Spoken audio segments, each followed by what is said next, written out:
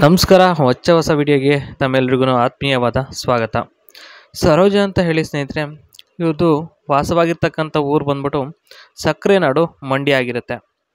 ವರನ ಬಗ್ಗೆ ಹೇಳಬೇಕು ಅಂದರೆ ಸ್ನೇಹಿತರೆ, ನೋಡೋಕ್ಕೆ ಹಂದಿ ಥರ ಇದ್ದರೂ ಓಕೆನೆ ಅಂತ ಇಲ್ಲಿ ಹೇಳಿರ್ತಕ್ಕಂಥದ್ದು. ಯಾಕೆಂದರೆ ಇವರು ಸ್ವಲ್ಪ ಅದೇ ಥರ ಇರ್ತಾರೆ. ಯಾಕೆಂದರೆ ಸ್ವಲ್ಪ ಅಗಲವಾಗಿ ಸ್ವಲ್ಪ ಚೆನ್ನಾಗಿದ್ದಾರೆ, ನೋಡೋದಕ್ಕೆ ಪರವಾಗಿಲ್ಲ. ಅದೇ ಬಿಳಿ ಹಂದಿ ಥರ ಅಷ್ಟೇ, ಇನ್ನೇನಿಲ್ಲ.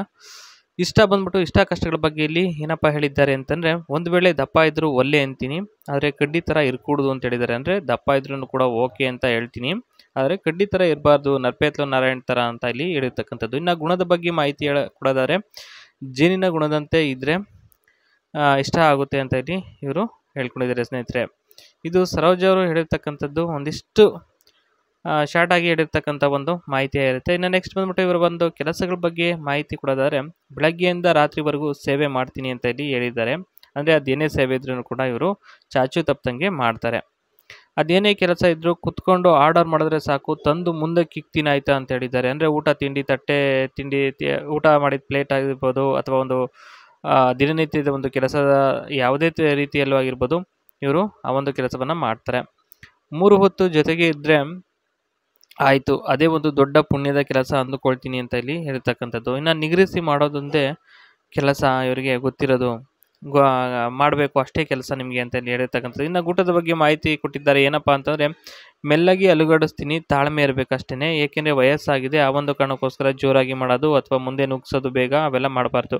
ಊಟ ಹೇಗೆ ಇದ್ರೂ ಇಷ್ಟಪಡ್ತೀನಿ ಸರ್, ಮಾತು ಕಡಿಮೆ ಮಾಡಿ ದೆಂಗುವುದನ್ನು ಜಾಸ್ತಿ ಮಾಡಬೇಕು. ಆದರೆ ಕೆಲವರು ಇದನ್ನು ಉಲ್ಟಾ ಮಾಡ್ತಾರೆ. ಅಂದರೆ ದೆಂಗೋದನ್ನು ಸ್ವಲ್ಪ ಕಮ್ಮಿ ಮಾಡಿಬಿಟ್ಟು ಮಾತನ್ನು ಜಾಸ್ತಿ ಮಾಡ್ತಾ ಇರ್ತಾರೆ. ಹಾಗಿದೆಯಾ ಹೀಗಿದೆ ಅಂತ ಹೊಗಳ್ತಾ ಇರ್ತಾರೆ ಅಂತ ಇಲ್ಲಿ ಹೇಳ್ತಕ್ಕಂಥದ್ದು. ಇನ್ನು ದೆಂಗುವಾಗ ನಗುವ ಅಭ್ಯಾಸ ಇದ್ದರೆ ಸರಿನಾ ಅಂತ ಇಲ್ಲಿ ಹೇಳಿದ್ದಾರೆ. ಅಂದರೆ ದೆಂಗುವಾಗ ಇವರಿಗೆ ನಗುವಂಥ ಒಂದು ಅಭ್ಯಾಸ ಹೊಂದಿದ್ದಾರೆ, ಆ ಒಂದು ಕಾರಣಕ್ಕೋಸ್ಕರ ಇಲ್ಲಿ ಹೇಳಿದ್ದಾರೆ ಸ್ನೇಹಿತರೆ. ಇನ್ನು ನೆಕ್ಸ್ಟ್ ಬಂದ್ಬಿಟ್ಟು ಕ್ಯಾರವನ್ ಡ್ರೈವರ್ ಜಾಬ್ ಇದೆ ಸ್ನೇಹಿತರೆ. ಒಂದು ಕ್ಯಾರವನ್ ಇದೆ, ₹1,00,000 ಒಂದು ಕ್ಯಾರವನ್ನು.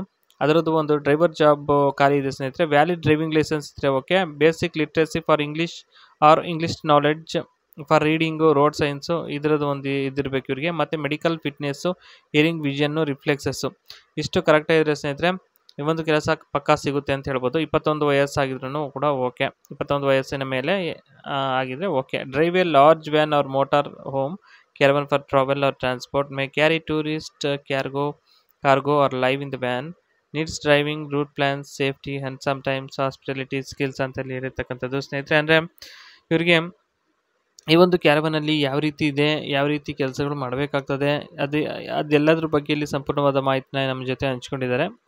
ಅಂದರೆ ಕ್ಯಾರವನ್ ಬಗ್ಗೆ ಸಂಪೂರ್ಣವಾದ ಮಾಹಿತಿನ ಕೊಟ್ಟಿರ್ತಕ್ಕಂಥದ್ದು ಅಷ್ಟೇ, ಇನ್ನೇನಿಲ್ಲ. ವೆಹಿಕಲ್ ಏಜ್ ಬಂದ್ಬಿಟ್ಟು 8 ಇಯರ್ಸ್ ಆಗಿದೆ, 11 ಮಂತ್ಸ್ ಆಗಿದೆ. ಓಕೆನಾ, ಹಳೆ ಗಾಡಿನೇ ಇದು, ಬಟ್ ಆದರೆ ಕೆಲಸ ಮಾತ್ರ ಚೆನ್ನಾಗಿದೆ. ಓಕೆ.